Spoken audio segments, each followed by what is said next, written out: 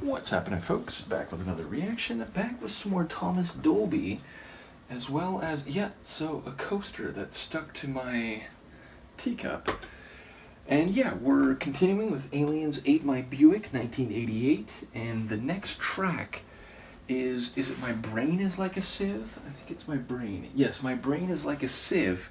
I like the phrase, a sieve, for any of those of you not familiar, is one of those like straining devices where larger parts of something can be separated from those which are more granular, or perhaps in most cases separating a liquid from a solid. So it is a strainer or other means of separating material. And in that regard, I do wonder the essence of the meaning here, perhaps a filter in one's brain that can separate certain types of cognitive phenomena from others. Either way, I do enjoy the title. Let's give the track a listen. This is Thomas Dolby. The song is My Brain is Like a Sieve, and it's from the 1988 album Aliens Ate My Buick. Oh, little reggae.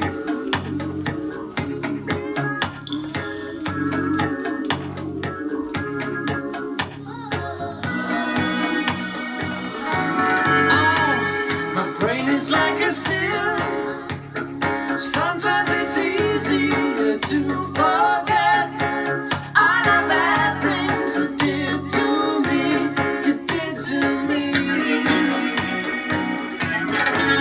Oh, my brain is like a sieve, but it knows when it's being messed with. Yeah, if you wanted, you could come in, so come in.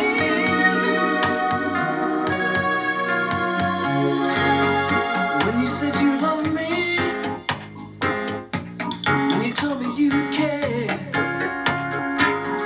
that you would be a part of me,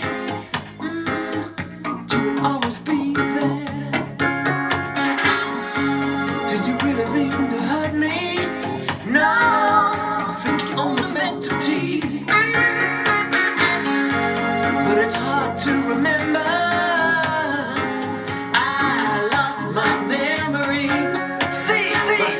Like a sieve, sometimes it's easier to forget all the bad things you did to me, you did to me.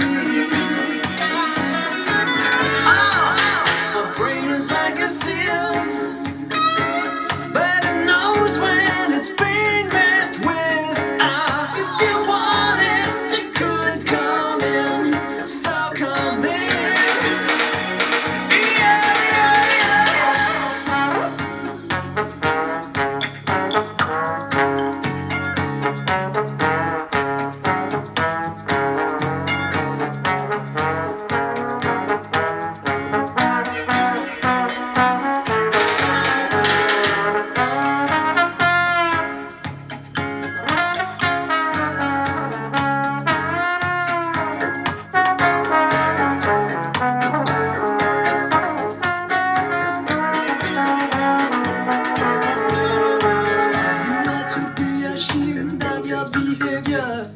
When you're treating me this way, as if I had deserved the please to vent your eyes. Today I'm gonna douse that bonfire.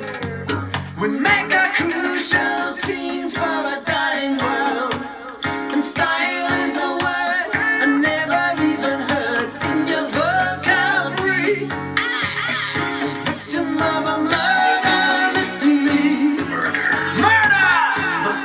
Like a sieve, sometimes it's easier to forget all the bad things you did to me, you did to me, you did to me.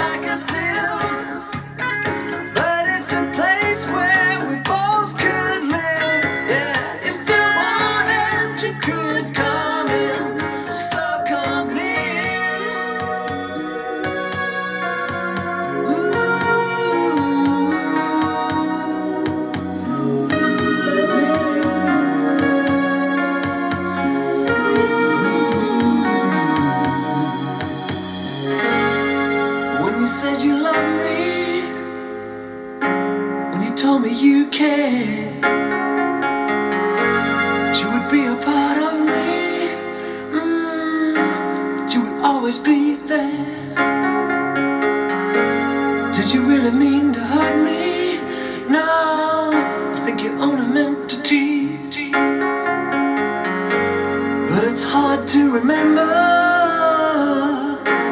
through these broken memories. Through these broken memories. It's a beautiful tune and a bit of a sad one.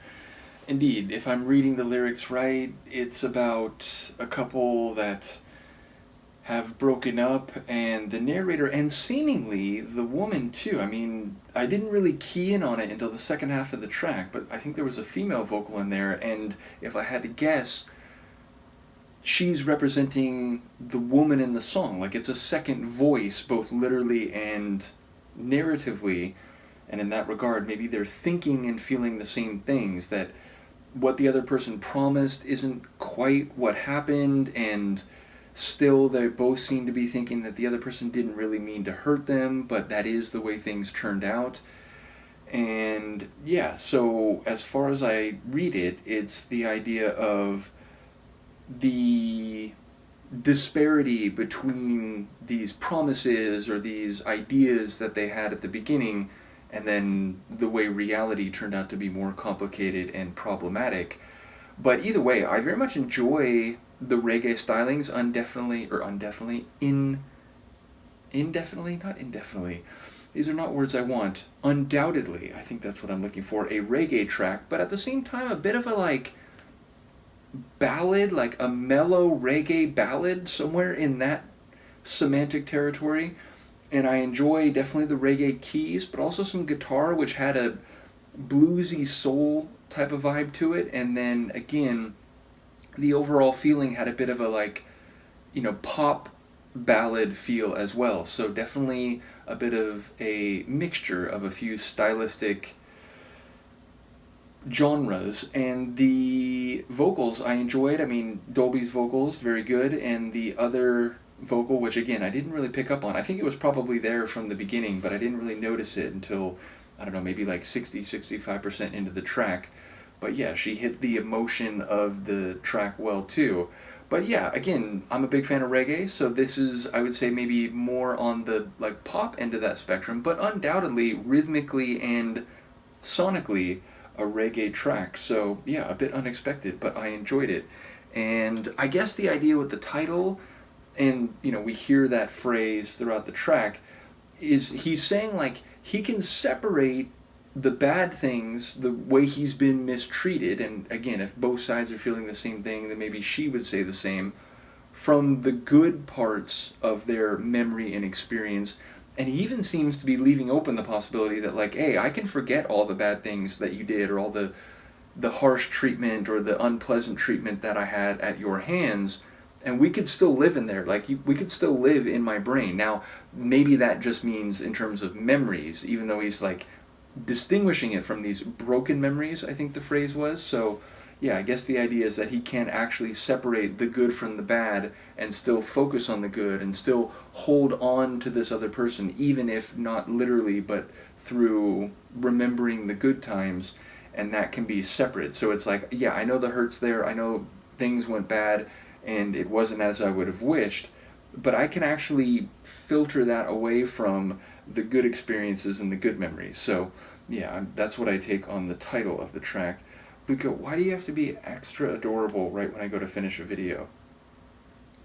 What do you think? I'm going to get up in a moment, and either you're going to have to go to your chair or you're going to have to get up. But you look like you're in the kind of mode where if I try to move you with my hand, she might attack them. So in any case, thank you again to Stan for kicking off the Thomas Dolby deep dive, as well as Mark, who's commented on a number, and there's been a few other people commenting on the way. I do appreciate it. And yes, she is going to get up. Let me know what you think, and I will see you next time. Peace.